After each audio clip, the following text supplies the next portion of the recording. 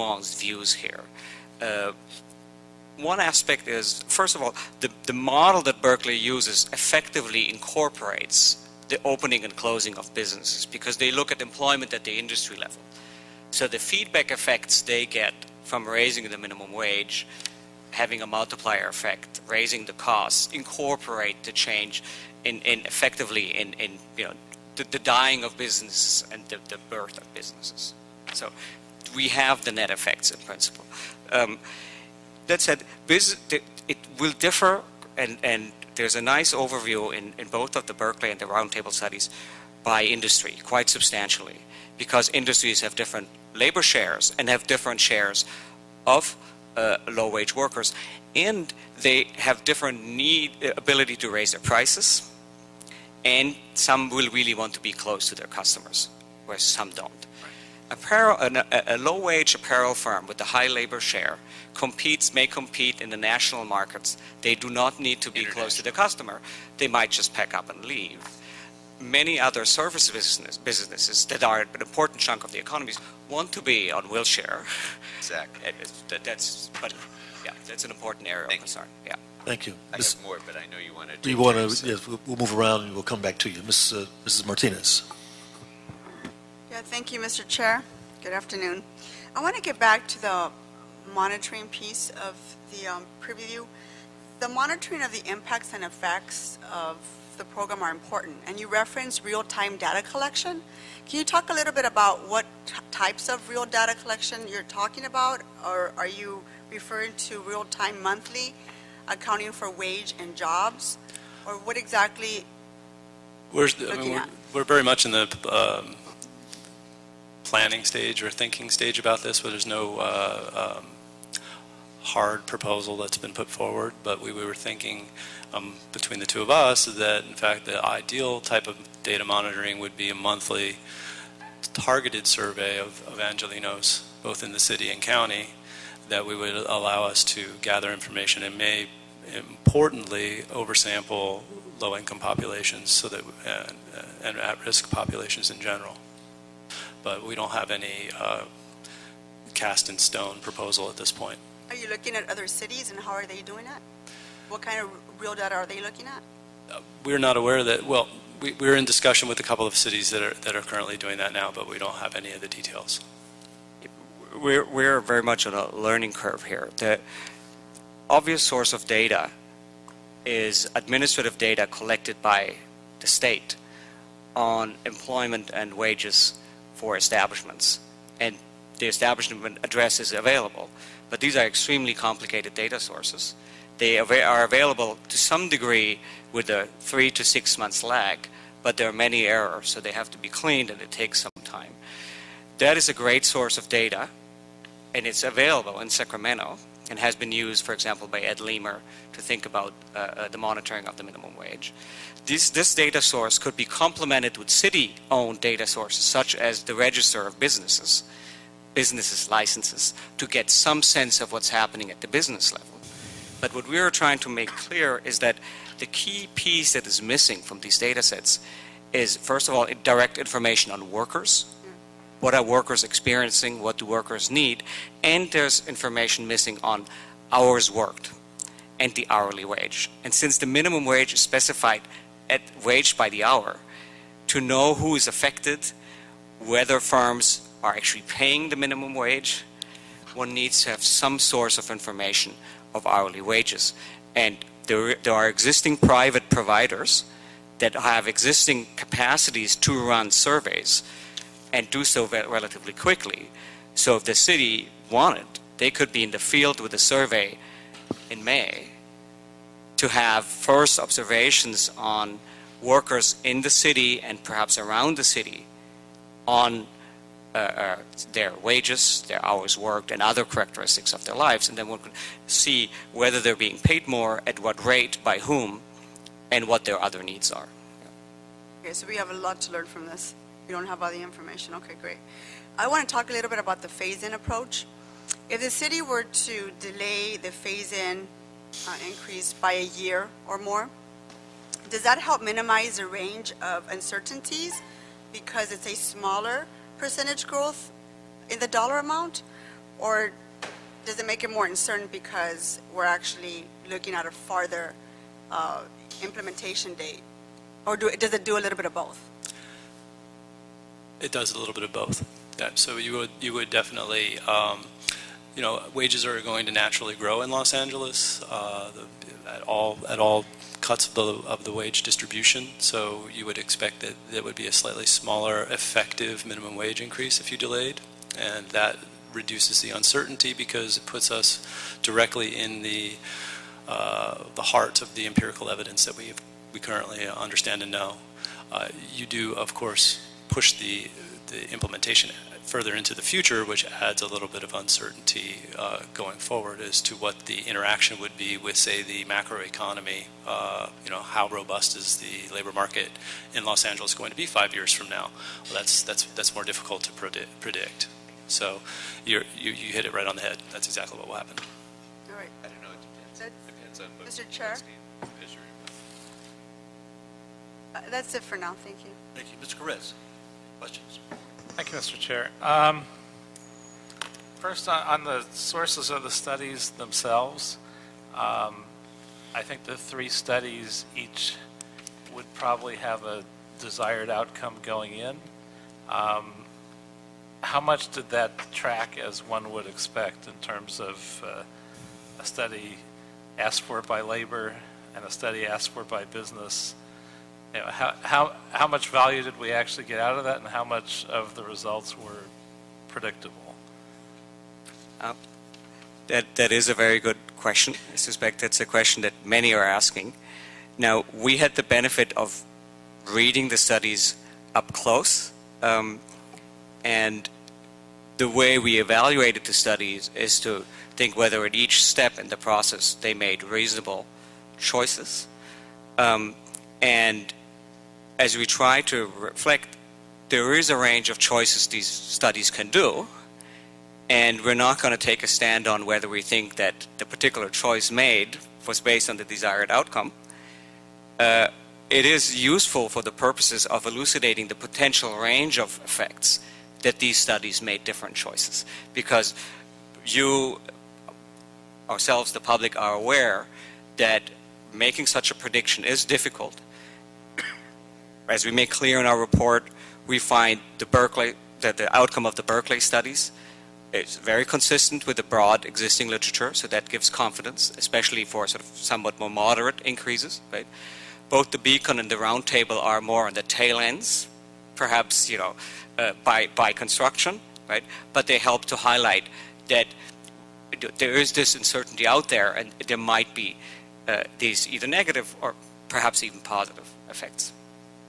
And that's something, my goal is to try and pin that down, because clearly I'm a very pro-labor guy. I'm very sympathetic on that side. If I could do a $15 minimum wage tomorrow and it wouldn't harm some of the same workers that is designed to help, I would do that in a heartbeat. But I'm trying to figure out the real results of some of these steps, and do it in the different areas that we need to look at, so we don't cause the kind of harm that some of us fear, and we do the positives that we're trying to get at. So one question would be in terms of nonprofits and what the studies showed in terms of looking at other places that dealt with nonprofits. And there's two problems that I see. One, the ones that are funded by state and federal and local entities, everyone is cutting back in those arenas. So what they would need as we increase the minimum wage is the ability to get more funding, and instead they're probably getting less funding. So that's concern one. The other concern is some portions of nonprofits, some of it's all of it, are funded by private donations. And the question is there, what do we look at in terms of spacing, because it's not like they're a business where they can figure out how to make more profit right away, but they can make an effort to raise more money, which is something that won't happen instantly. So how have other places looked at those two pieces of the nonprofit world, and how did they respond to that? Sure. I think the way in which Till and I have conceptualized the nonprofit issue is to think about two types of nonprofits. And this is a very gross generalization, but I think it's useful. One type of nonprofit actually charges a price for the goods and services it provides. So you're a nonprofit hospital, you're a university. I guess it's best that I'm giving this answer since he's from UCLA. And so you can simply, and much of the minimum wage literature talks about the way in which firms cope with the increase in the minimum wages. They pass the increases on through prices, at least some portion of it. Some portion of it is taken up by efficiencies. In the other cases, nonprofits have no capacity to pass through via prices. And that's the issue I think is really vexing. You need a place where this firm or this nonprofit no longer has a way to increase the amount of money it's getting by charging more for the services it's providing, because it doesn't charge for the services it provides. Now we need to figure out a mechanism by which we can give them some kind of relief. One way is to work with the state, the county, to increase reimbursement rates. So, but we don't know how politically feasible that is. And another way to do that would be to delay the phase-in of the policy so as to give them some direct relief. And maybe a combination of both that are most effective.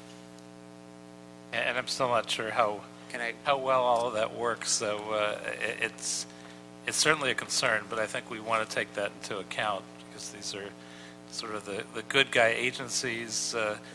Some of the people that work for them recognize that they struggle financially, but they get to do good things for society. So there's a little bit of a psychic benefit for some. Under the ideal circumstance, maybe passing the minimum wage would reduce the number of people dependent on those services. One would hope, depending on what it is. I mean, and that's a factor in almost everything. When you look at this, you take a step that you think will be a negative, and there's a positive with it. As you said, I don't know that most businesses would suddenly increase their wage to reduce turnover, but there's no doubt that there'll be some reduced turnover from this, and some positive. So there'll be positive and negative side effects. I think we just have to try and anticipate them through this process as best we can, so we do the most good and the least harm. Agreed. I was just going to add to, so on the very first point, both the Berkeley and the Roundtable studies have a very detailed discussion on industries, and which industries they think they are most affected and for what reasons. And we found those very informative and very nuanced. And so I think these studies give ample material to flag potential industries, and nonprofits are among them, especially those nonprofits who have reimbursement rates. So it's not entirely clear that the studies necessarily fall along the lines as you would expect, in that sense that they clearly acknowledge, some industries will be more affected than others. The other thing, existing minimum wage ordinances are all over the map when it comes to the treatment of nonprofits. And our understanding is that more often than not, nonprofits are treated as other firms. But there are some notable exceptions. And the other thing, you mentioned a delay for those that get private funding. Of course, allowing for somewhat of a delay would help these nonprofits to go for other funding sources, especially private funding sources. But we were struck by a point that the Berkeley report raised, that in many of these nonprofits that provide personal services, high turnover is common, and that affects the quality of care, because you'd want your child or your elderly or disabled to have a stable caregiver. And if raising the minimum wage helps to reduce turnover, that might increase the quality of care in certain types of services. Right, and obviously we'll be happy to see people that supply in-home support services to people, and that thought making more than the pittance that they make for very difficult and important work. So that certainly would be a good example. How about small businesses? Oh, actually, let me go back to one last question on the nonprofits. Has anyone done studies to track the result of these different approaches to nonprofits and how the nonprofits have done, and whether they had to reduce services, whether some weren't in a position to take any responsive action and went out of business entirely? Has anyone done the follow-up studies to see how they did in various scenarios? There's very little research on the effects of nonprofits as a result of the minimum wage, owing, I think, largely to the fact that the municipal minimum wage is a relatively new and relatively rare phenomenon. If you raise the minimum wage at the state level, then the reimbursement rate for the nonprofit can be increased as a result of the state level wage. So there isn't a lot of research on this issue. So the entities that have done it have just taken their best shot and their best guess as to how to most appropriately deal with this. Yes. What about small businesses? How did the various areas that have done a municipal minimum wage dealt with small businesses? And did any of them have a floor below which they were exempted, like 5 or fewer employees, 50 or fewer employees? So there's a range of policies. Rarely is there a wholesale exemption, meaning that no minimum wage has to be paid. More often is there a delay in the implementation for businesses below a certain either size cutoff or below a certain revenue amount. And when it comes to what type of cutoff, there's a range of approaches. And perhaps the largest cutoff is in Seattle, which delays implementation for all firms that have less than 500 employees. And if, the report data and the report speaks very clearly on this, if you do that, a very large fraction of low-wage workers experiences a delay. It is somewhat more likely that the cutoff chosen is lower, between 5 and 10, or somewhat larger than that. Yeah, I have it here. San Francisco delayed phase-in for firms with fewer than 10 employees. Seattle for firms with fewer than 500 employees. Santa Fe with fewer than 25. But then they later reversed that in 2007. So there's been a variety of ways in which cities, municipalities have dealt with this issue. Yeah, 500 obviously would be ridiculous in Los Angeles because we're such a small business-focused city that would eliminate a huge It was chunk. a 1 year delay, if I remember right, in Seattle. So the small businesses, fewer than 500 employees, got to phase in 1 year later, depending on whether or not they paid their employees, also provided their employees non-wage benefits. So there was sort of a two-tier system: size of firm, and benefits and no benefits. So to the extent that that's been discussed, it was an exemption for relatively tiny businesses, of which there are a good number in Los Angeles, but 10 employees, 25 employees. Right. And how do we deal with tipped employees? That's still a concern of mine, especially in the restaurant industry, because we have so many restaurants and we know that they're on relatively small margins. So trying to figure this out and figure out if we can just handle them as everybody else or whether we'll put a bunch of people out of business. I think that's one of the things we need to sort out. How did other places treat tipped restaurant employees?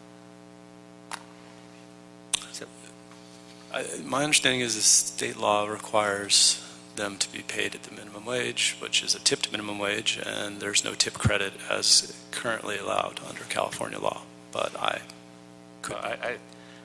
think that's not an answer to the question, right. And there are opinions on both sides of whether that's actually the case or right.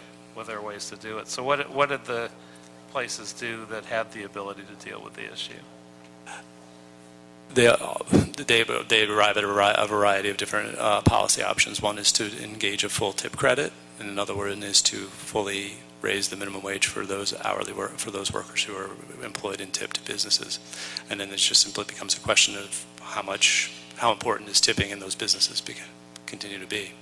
Anyone do anything in between, or was it just all or nothing? I'm not aware of anyone that split the baby. And How did you look at the impact of residents versus non-residents? Because obviously, we're an expensive city. That's part of the problem we're trying to address. Therefore, a lot of folks that are living on $9 an hour or even less with wage theft are obviously not living within our boundaries because we're too expensive. So how does that impact what would otherwise be a very positive impact on our economy, I think? How much is that reduced by the number of residents that won't be LA residents? Do we have a consistent agreement on what the number is and what the impact will be, et cetera?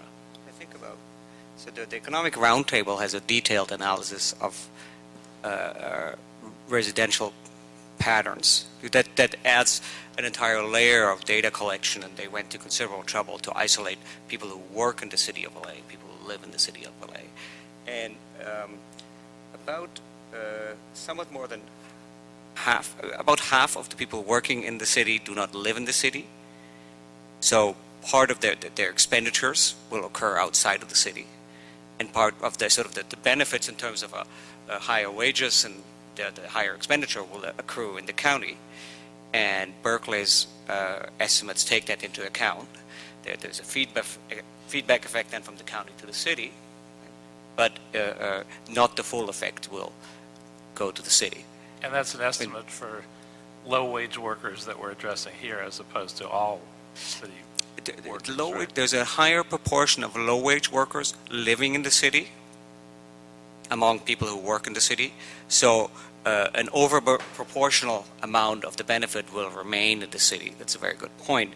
But still, there is a substantial amount of wage increases occurring outside of the city.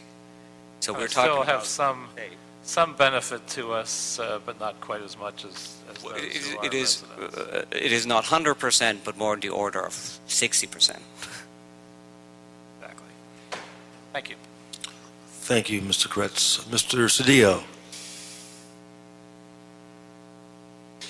Thank you, gentlemen. If you could return to the importance of ongoing evaluation and what that also means on wage theft, our ability to monitor that with our local businesses. This is a critical issue, and it's very, very difficult to monitor non-payment of overtime and off-the-clock work, also known as wage theft.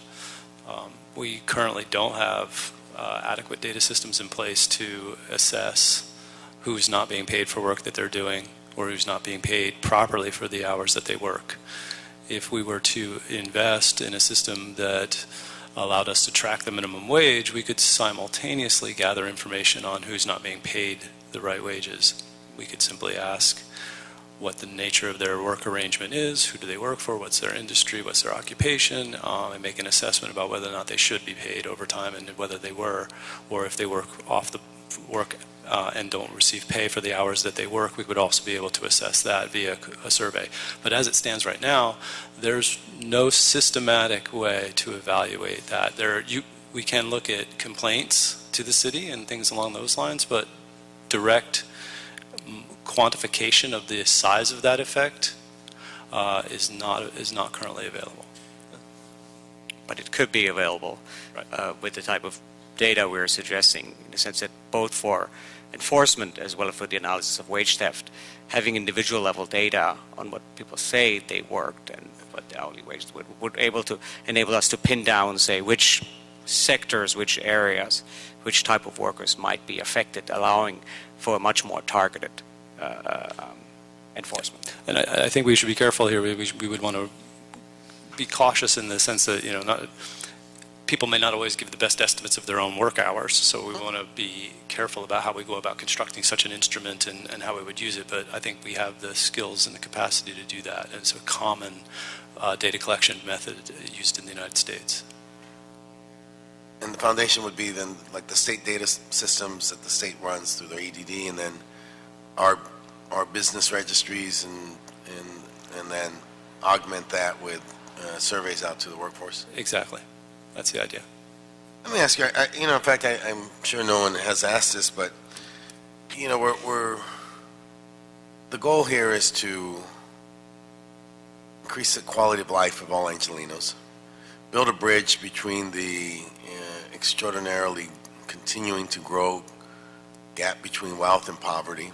This is a rich city, rich state, rich nation, yet we have tremendous poverty. At the same time, concurrently coming out of a recession, worst recession since the Depression, we don't want to stifle that. We want this. The goal is that the infusion of more disposable income would then benefit business, right? Particularly a business like ours, very focused on service, entertainment, retail, etc. But one thing no one asked, I don't think you asked or anyone, is thoughts about the impact on you know, the working poor, those who work and also eligible for food stamps, also eligible for child care, also eligible for some health care, also eligible for education training, also eligible for perhaps scholarships that are means-based. No one's looked at that, have we? So, yes, please. just real quick.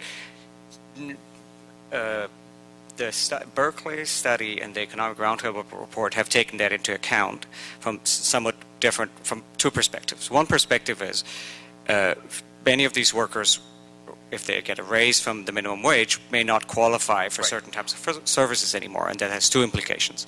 On the one hand, the net effect to the total disposable income available to the worker is smaller than the gross effect. Yes. And the Berkeley study nicely quantifies that and provides two numbers. One number that just corresponds to the full wage increase due to the minimum wage, and a number that nets out the reduction in services received. And that number is about 25% lower. 25% more? Lower. So if okay. the wage, say by 2017, the average rise in annual earnings of an affected worker would be 20%, but it would be about 15% approximately if one takes into account that there would be a reduction in services received. There is, in a way, an upside is that there would be cost savings to some of these programs, and many of these programs are run by the state level, some are run at the federal level, some are run at the city level. Now, if that is a concern, it would be interesting, and we talked about complementary program, to look into, well, does one want to change eligibility criteria for certain programs that the city runs to get a notch up? On the other hand, one loses the cost savings, and then there's the question, at what level do we want workers to be eligible for these programs? But two of the studies explicitly address this issue. And also the state. I mean, we have, let's say, child care for working families. There's several, and the state programs have the bigger share. And so the city is, by raising the minimum wage, is providing some savings to the state. And then the studies quantify that amount of savings. We may concurrently want to look at raising the eligibility or lowering or syncing up the eligibility requirements so that what was $9 today maybe is another number later, so that they don't lose their child care or lose their Denical or lose their... If that was a concern, then that would be an option. And certainly it would be interesting to be able to target that and see that it would of course a pity in a way if you raise the wage of working poor such that they don't qualify for child care, and then they have to spend a large fraction of that wage increase on a child large care. amount. That's a particularly good example. Right, we don't want to take a net loss here. Look at what the options are, yeah. Right, and then I add that to also rent eligibility for subsidized housing, etc. Yeah, that's another one. Thank you. I'll cede to Mr. Krekorian the rest of my questions. Mr. Krekorian, another round? Thank you. Well, you just asked one of them, Mr. Cedillo, so thank you. But I think just to build on that point a little bit, clearly the higher the increase in the minimum wage, the greater the impact on eligibility for social programs, correct? So, since we don't exactly know where that nets out, and we have zero control over eligibility requirements in state and federal programs, by a local minimum wage increase, some portion of the benefit inevitably will be lost to the benefit of the state.